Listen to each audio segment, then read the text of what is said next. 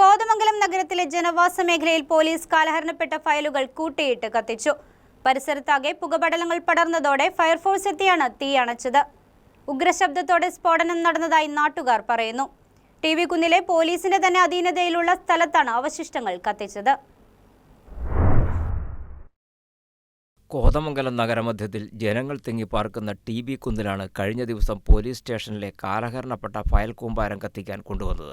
2 ലോറികളിലായി അവശിഷ്ടങ്ങൾ പോലീസിന്റെ തന്നെ അധീനതയുള്ള സ്ഥലത്താണ് എത്തിച്ചത്. നേരത്തെ പോലീസ് ക്വാർട്ടേഴ്സ് ഉണ്ടായിരുന്ന സ്ഥലമാണിത്. രാവിലെ 11 മണിയോടെ ഫയൽ കൂമ്പാരത്തിന് തീയിട്ടതായി പരിസരവാസികൾ പറയുന്നു. പ്രദേശത്ത് തീയും പുകയും നിറഞ്ഞതോടെ വാർഡ് മെമ്പർ കൂടിയായ മുനിസിപ്പൽ ചെയർപേഴ്സണെ നാട്ടുകാർ വിവരം അറിയിക്കുകയായിരുന്നു. ചെയർപേഴ്സൺ വിളിച്ചതനുസരിച്ച് അഗ്നിശമന സേനയെത്തി ഏറെ പണിപ്പെട്ടാണ് തീയണച്ചത്. എന്നാൽ ഏറെ വൈകാതെ വീണ്ടും തീ ആളുകയായിരുന്നു. ഉഗ്രശബ്ദത്തോടെ സ്ഫോടനം നടന്നതായും നാട്ടുകാർ പറയുന്നു.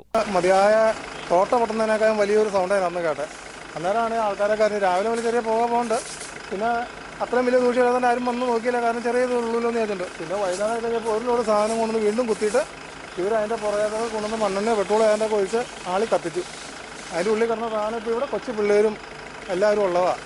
ഇതോടെ രണ്ടാമതും ഫയർഫോഴ്സ് എത്തി. JCB ഉപയോഗിച്ച് അവശിഷ്ടങ്ങളുടെ കൂമ്പാരം ഇളക്കിക്കൂട്ടി വെള്ളം പമ്പ് ചെയ്താണ് തീകെടുത്തിയത്. മാലിന്യങ്ങൾ കത്തിക്കുന്നത് നിയമവിരുദ്ധമാണ് എന്നിരിക്കെ നിയമപാലകരുടെ തന്നെ നിയമലംഘനം വലിയ പ്രതിഷേധത്തിനാണ് ഇടയാക്കിയിട്ടുള്ളത്. News desk KCV news.